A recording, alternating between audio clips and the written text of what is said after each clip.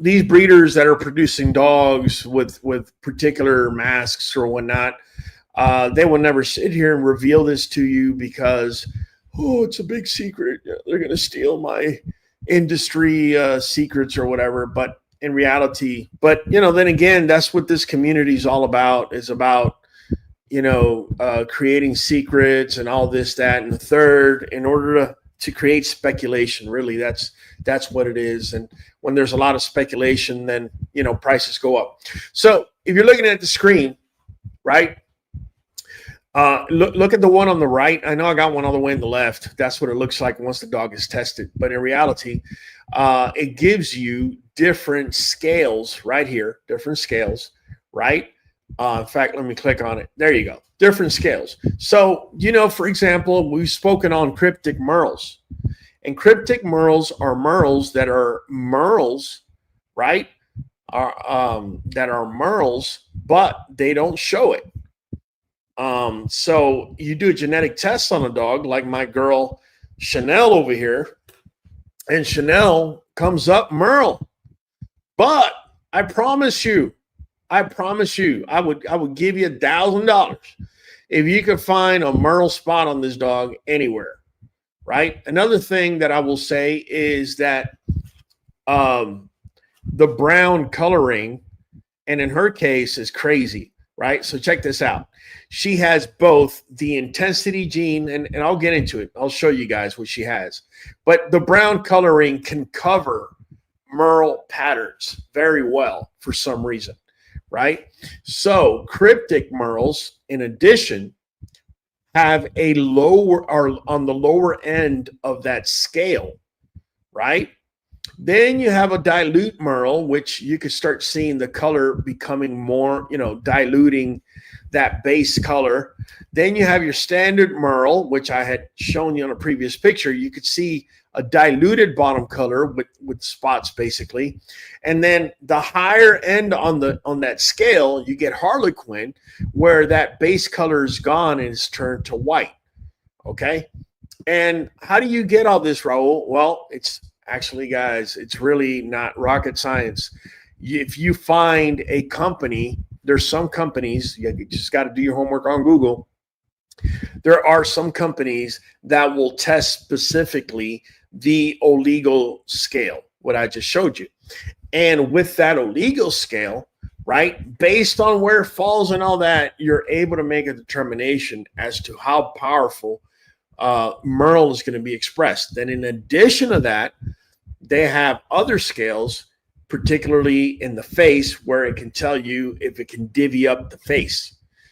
So when you got these people out here saying, oh, we have the rarest merle on earth, really all they done is they did their homework and they bred two dogs that gave them that split face. That's all it is, guys.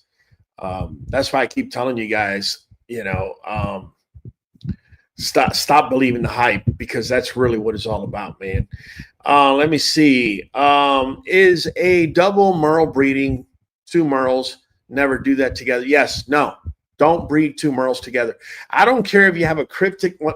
Look, technically you could breed a cryptic merle to a merle. Okay. So if you have a cryptic, with an oligo scale of 25 to 55 BP, and you have another dog that's so you have a cryptic right here. Let me click on this so I don't get you confused. So you have a cryptic over here that's got 25 to 55. You could breed it to a standard that's 78 to 86. Here's the reason why I say never do that. Reason I say never do that is because not even just an embark test can guarantee you that this dog is 25 to 55, right? So you have to pay an additional amount to get these numbers. Unless you're paying to get these numbers, don't ever breed two merles together, because at the end of the day, you're playing with fire. All right. Yeah, Malachi says that's a no. That's correct. I think my new pup is a Harlequin. I thought he was merle. That's possible. Or piebald. You got to get the test done. Ghost merle, laugh out loud, says Dupree Anders. Ghost merle. So again, ghost merles are the dogs that have a KB. I'm going to show you a ghost merle. right now. Let's see here. Let me bring it up. Yeah. Let me show you a ghost merle. So, I'm sorry, not a ghost merle. Man, it's been a long day. A ghost try is what I meant to say. So, my boy Power, may he rest in peace. If you go to his K locus, let me make sure that you guys are seeing this. Yeah. You go to his K locus, you're going to see his KB. So, what did I say about KB? I said the K locus is the last coat of paint, right? So, if you have a dog that's showing KB, right? We said KB or KB any combination where KB comes first, right? That dog is going to be black, or the last coat of paint is going to be dark. That's what that says. But if you go to my boy, you're going to see his 8 locus was ATAT, which means he's got tri markings. The reason this says not expressed is because this is KB. That's why you get not expressed, because this KB. If this was KY, that wouldn't even be there. But the reason that you were able to see his markings is because the dilution gene turned his coat from black to blue, right? To a lighter grayish color. It was because of dilution that you could see his ghost tri. Had he not been dilute, he'd be walking around tri, but you would never be able to see it, right? Shay says Chanel, she loves her face. Let me show you something about Chanel. Remember I told you she's merle, but she is what they call a cryptic merle, which is a merle that doesn't show, right? So let's go down to Chanel. Here she is. So check this out. We're going to go into her traits. And notice she is KY, but she has something that no other of my dogs had, right? And it's the intensity loci. I know I didn't add that into the chart. It can really confuse you if I got into it. But anyways, she's intensity positive, right? If you notice, apricot hair, right? Apricot. You see the color, you see how it says the color apricot, right? So if you bring up Chanel, right? She's not your regular fawn.